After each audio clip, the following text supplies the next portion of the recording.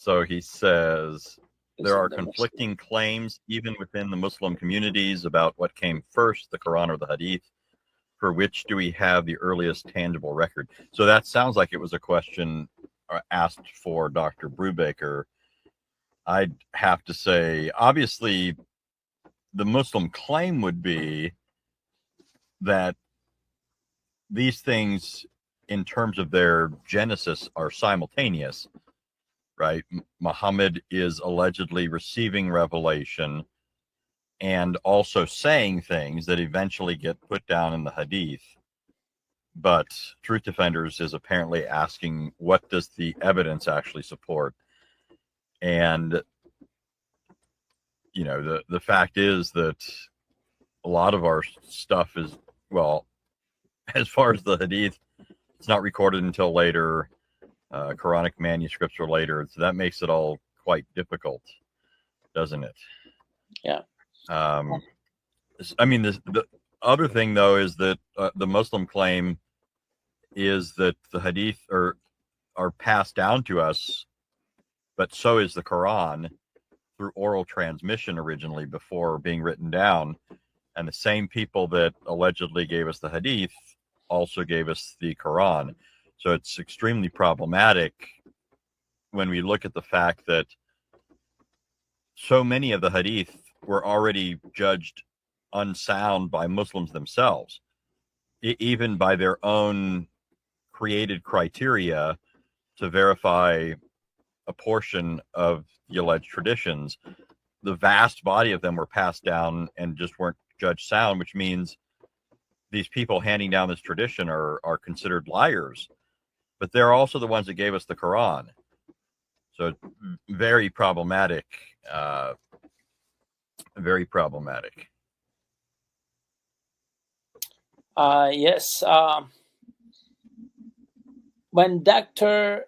Dan Brubaker saying the idea that because I think that what he trying to say that because of this embarrassing things, we can see that it have to be true that it was talking about Muhammad. It's not like they trying to make him look nice. There's a lot of things doesn't make Muhammad look nice, but when he's saying it make it true, he does not mean Muhammad is a true prophet. He meant there was someone but claimed to be a prophet, and they were talking about him.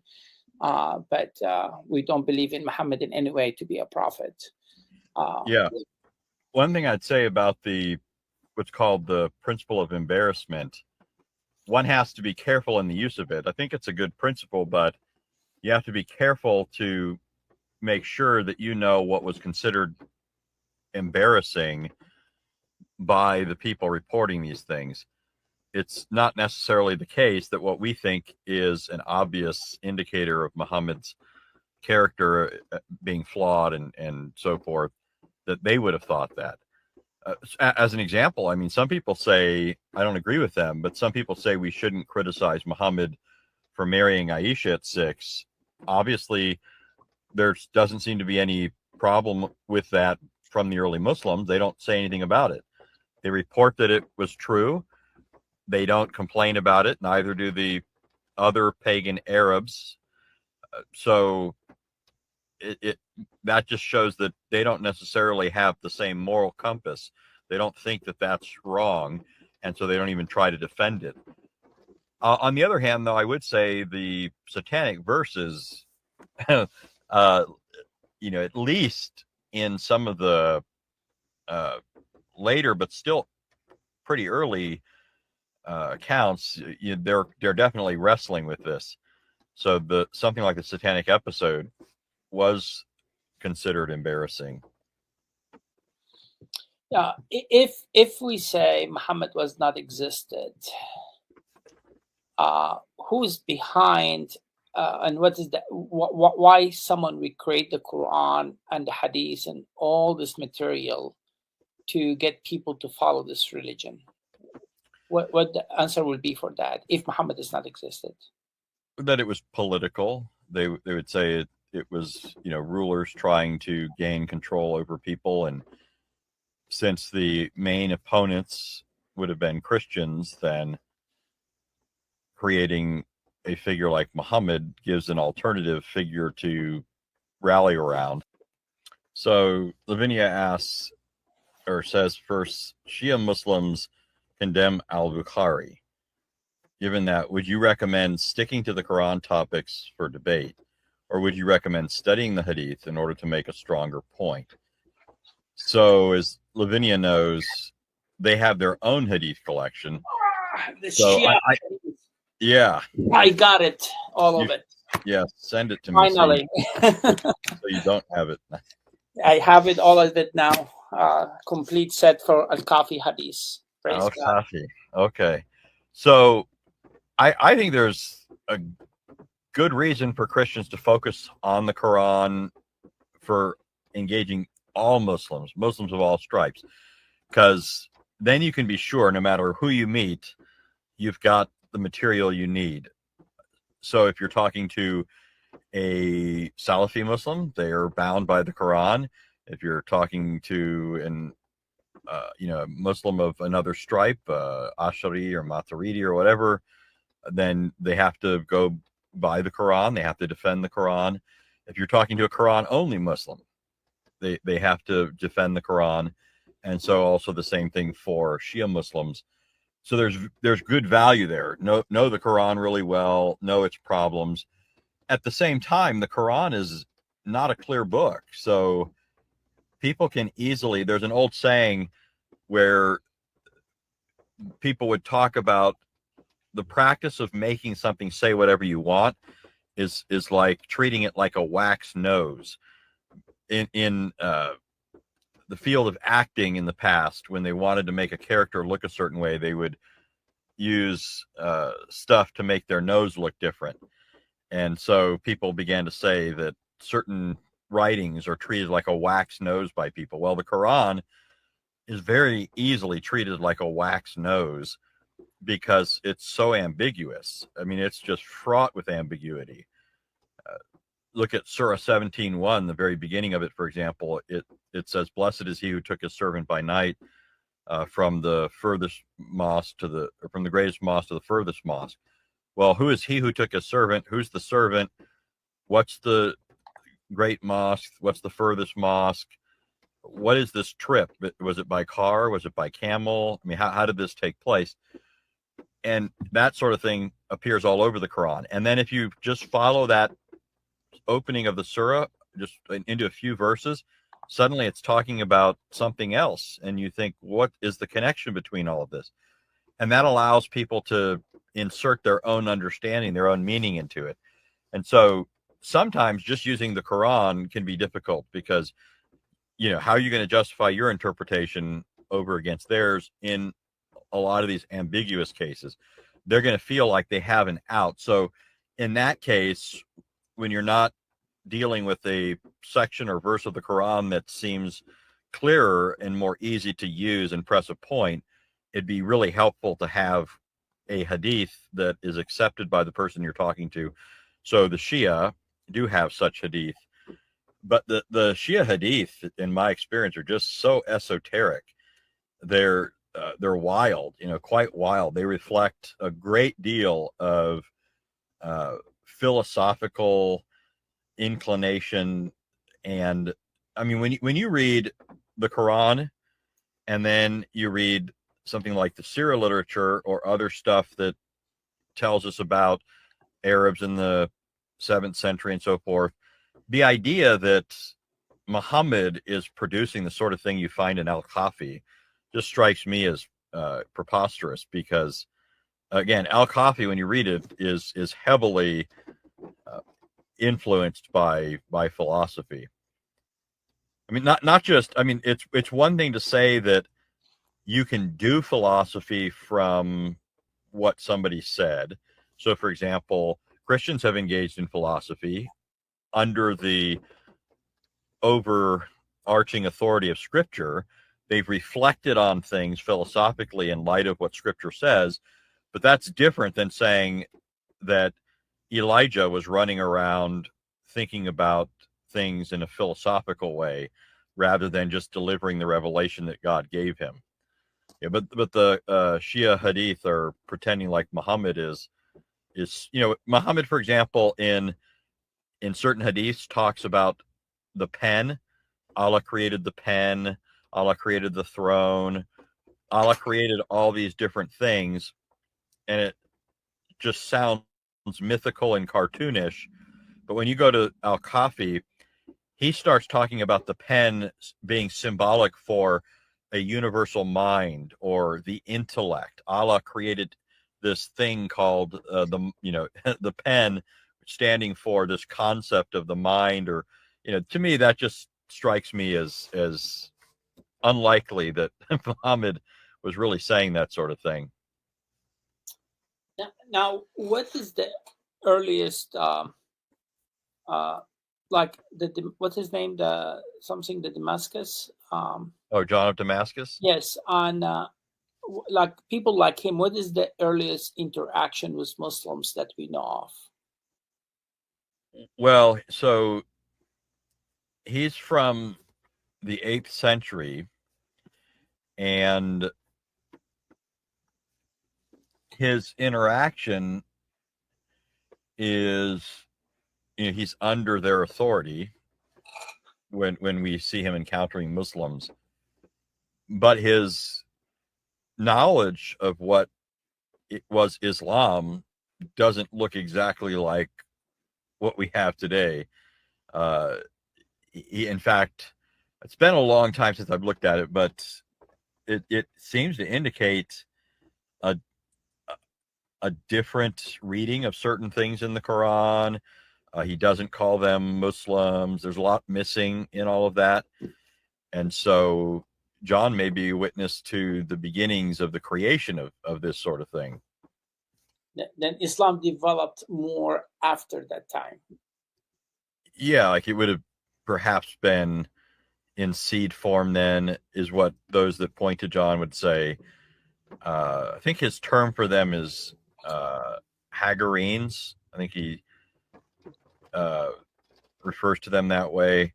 But the person to check into is who's the guy that wrote the book on he does stuff with Jay, and he teaches at their school. I can't think of his name. He studied this area. Yeah, it's a good book. I heard from Jay before that this author is redoing that book. I can look it up real quick. It's let's see. John of Damascus, Islam. Here we go. Let's see. There it is. Daniel Janosik. Okay. Yeah, I know him. Yeah. Yeah, that should be good too. Go ahead. What I really like about this has stuck with me with John of Damascus. He mentions that the Muslims, which again, I don't believe he uses the word Muslims, but the people he's engaging with, they, or maybe it's Ishmaelites is his preferred term, the heresy of the Ishmaelites. In any case, he says that they call Jesus Allah's word, and yet they accuse Christians of being associators. Yeah. So Christians are guilty of associating Jesus with Allah. But then he says, if you deny that Jesus is God's eternal and essential word and call us associators for saying that, then we'll return the favor and call you mutilators because you divorce God from his word and make him mute, right? You render him mute. He's a speechless deity. Oh, yeah. Okay. So she's saying, if you try to reason with them and you try to show this is what it says and this is what logically follows, they're just going to say, we follow the family of Muhammad. In fact, as an aside, I remember the other day I was reading something, I believe it was Spencer's Critical Quran, and every once in a while he has in a footnote an alternative Shia reading of certain Quranic passages. I don't think it's every Shia group that would advocate these alternative readings, but there's at least some that do. And oh, I know what it was. So it was Surah 465. In Surah 465, it says that Muslims are required to render entire submission to Muhammad. But this is a huge problem when it comes to their claim that they're absolute monotheists.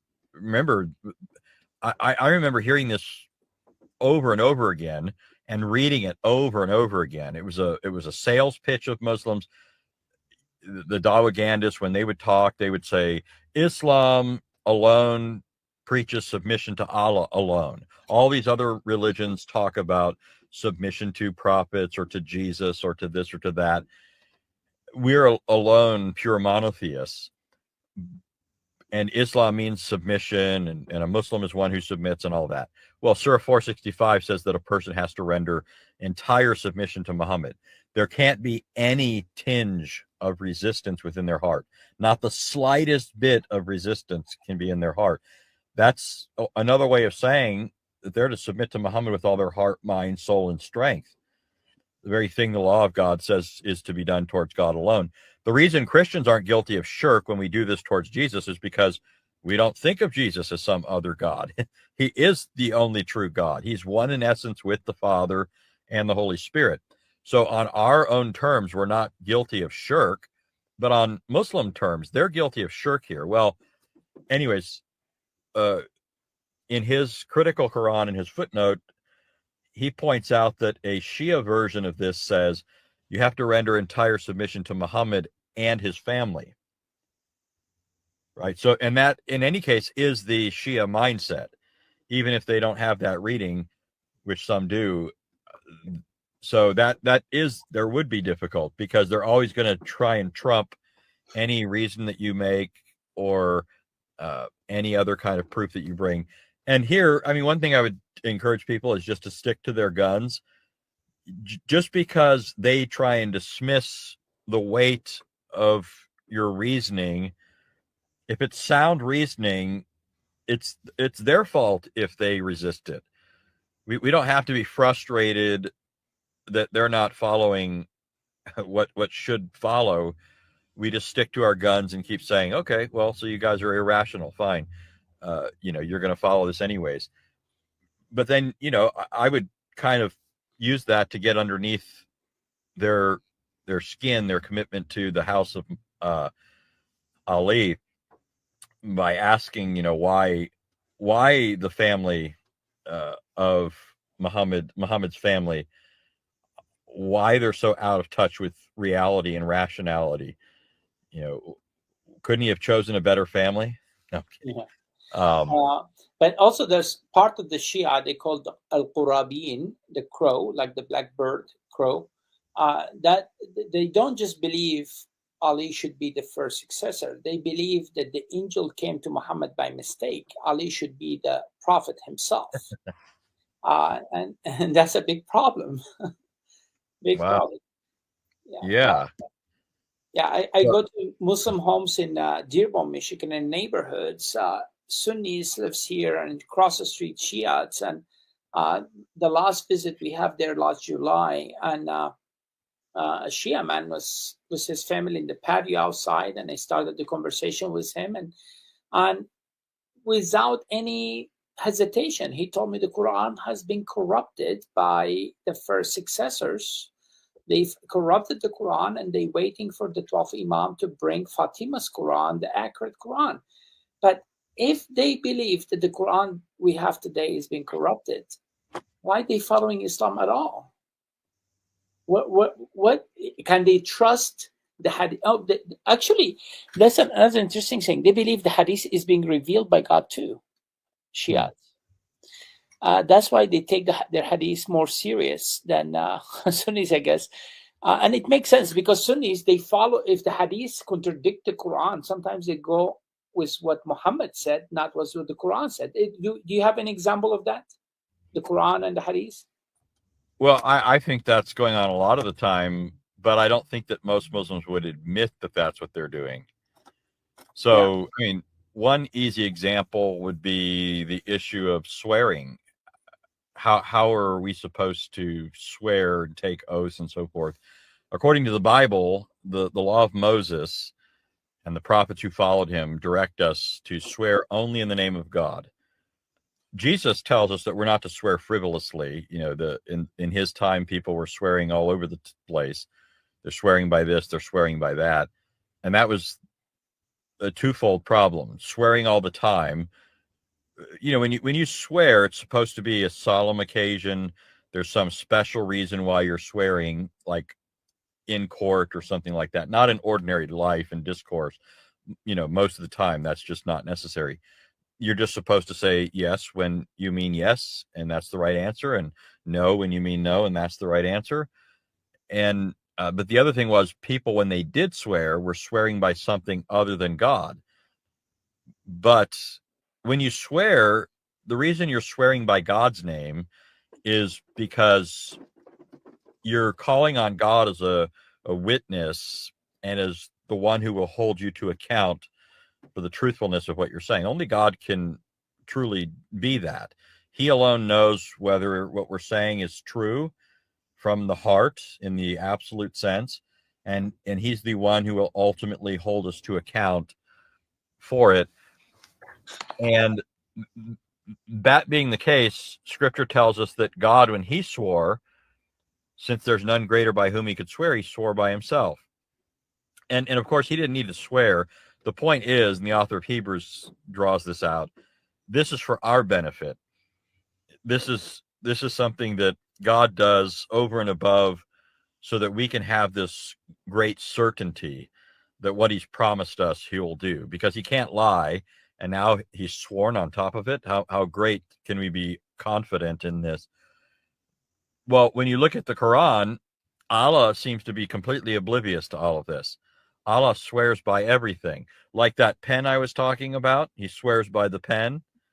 He swears by sun, moon, stars, the hills, the this, the that, Muhammad's life, this book, the Quran, and even, it's a long list. At one point, he says he swears by what you see and what you don't see, which means everything, right? So the Quran is clear that you can swear by other than Allah, and Allah does that. But what happened in Muhammad's life is some Jews eventually called him out. And I get the impression when I read the hadith that the Jews let Muhammad make mistakes a lot and for a long time, and they laugh at him for it until somebody gives up the store. Somebody tells Muhammad why there's a big joke on him. And in the hadith, it tells us that at one point when Muhammad was swearing, or his followers were, and we have example of Muhammad swearing by other than Allah, but one of his followers swore by, I think it was one of his relatives, and the Jew told him that's shirk. You can't swear by anyone other than Allah. And so Muhammad changes the rule and says, no longer are you supposed to swear in the name of others. You can only swear in Allah's name. So there's a conflict there between the teaching of Muhammad and the Quran. Now, what Muslims will do here, they just play games. Always, they're going to try and make these look like they agree. Allah can do that, but you can't do that. Right? Allah can swear by other things, but you can't. And my reply to that is, oh, okay. So Allah tells us it's shirk if we do this. And what you're telling me is Allah can engage in shirk, but we can't? Now, they're going to try to get around that too. But my point is, where can you really go to get around that?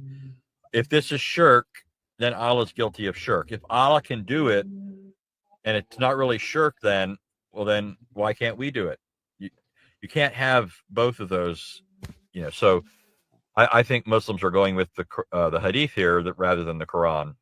Absolutely, and that's the only one of the debates that non-Muslim we try to challenge Muslims to debate that. Some of the Muslims we debated in the past, can Muslim be a Muslim by following the Quran alone? They even Shabir Ali doesn't want to debate that topic. But also, even if he agreed to debate that, I would love to see a debate on, can we trust the transmission of information in the hadith? I don't think they will take that topic either. It's a very tough topic for them, because really, without the hadith, Islam cannot stand. There's 500 questions we can ask them from reading the Quran alone. They have no answer for them. It's until they go to the hadith, or if they would like to come to the Bible, maybe we will have answers for them than Muhammad in the Quran. Yeah. I don't know if any other questions. Yep. He says, in the Quran 16:20, it says, calling on other than Allah is calling on something created, so it stands to reason the same goes for things being sworn by. Yeah, so this would actually create then an internal problem. Now you don't just have conflict between the Quran and the Hadith, but the logical inference of Surah 16:20 is that you shouldn't swear by anything other than Allah. Now, the distinction here, of course, 16:20 is explicitly talking about invocation, calling upon. And we're saying the same principle should apply to swearing and taking oaths. And that being the case, you've got a logical inference from Surah 16:20 conflicting with what Allah explicitly does in the later chapters of the Quran. Now, I say later chapters, of course. These are the earlier chapters, right? The vast majority of the oaths or the instances where Allah swears are in those earlier surahs, the Meccan surahs, the allegedly Meccan. Then you won't say that has been abrogated? Well, but yeah, the problem is the doctrine of abrogation, even if we allowed for it, can logically only pertain to morals. It can't alter theology or history, right? Like, it's one thing to say Allah was okay with you taking your shoes off before you go in the bathroom, but now he wants you to do it after you go in. I mean, something like that, you might say, okay, he changed it for some reason. But you can't say that Allah used to say the Israelites came out of Egypt and went through the wilderness and into the promised land, but now Allah has abrogated that and says this, right? You can't abrogate history. History is what happened. You can't change theology. If Allah is the only God and it's inconsistent with that to swear by other things, here's a moral precept based on a reality that is supposed to be unchanging in God. So you can't do that in this sort of a case. I mean, they can say that, and if they're not thinking, they may accept it, but it's not good reasoning. Yeah. But why you think it's only in the earlier, not later on? Well, if you go by the hadith, because the Jews finally told Muhammad that he kept... There's a lot of hadith like this where they're correcting Muhammad, and you think, well, why was he going on for so long doing this before they correct him? Remember, in the hadith, there's a lot of times where the Jews they'll get in an argument with another Muslim, and sometimes in the context of those arguments, one Jew will say something, and that gives rise to Muhammad changing his teachings. It's in the heat sometimes of conflict that this happens. But you have this example where he changes that. He begins observing certain days, for example, because of his encounter with certain Jews. They say that this day we're honoring this, and Muhammad says, well, how much more do I have the right to honor this event? So the Jews had a lot, and I always wonder when I read this, why isn't Allah saying something to Muhammad about these things before the Jews do? Allah doesn't have anything to say until the Jews say something. Yeah. And so it looks like Muhammad is one step behind the Jews, and Allah is two steps behind them. Allah doesn't know until Muhammad knows, and Muhammad doesn't know until the Jews tell him. Doesn't look really good on Allah here. Yeah. Yeah, a lot of things like that, even like he never called Jesus the Messiah until he moved to Medina. Before that, he never called him the Messiah. He called him Isa ibn Maryam, he called him other names, but the Messiah was not used except in the this second revelation during he moved to Medina. It's obvious that he started hearing people talking about Jesus being the Messiah. Then he adapted in his book. I don't remember who was it, but he called Muhammad big ears. Oh yeah, the ear. The ear. Yeah, he just hears things and he will adapt it in his revelation.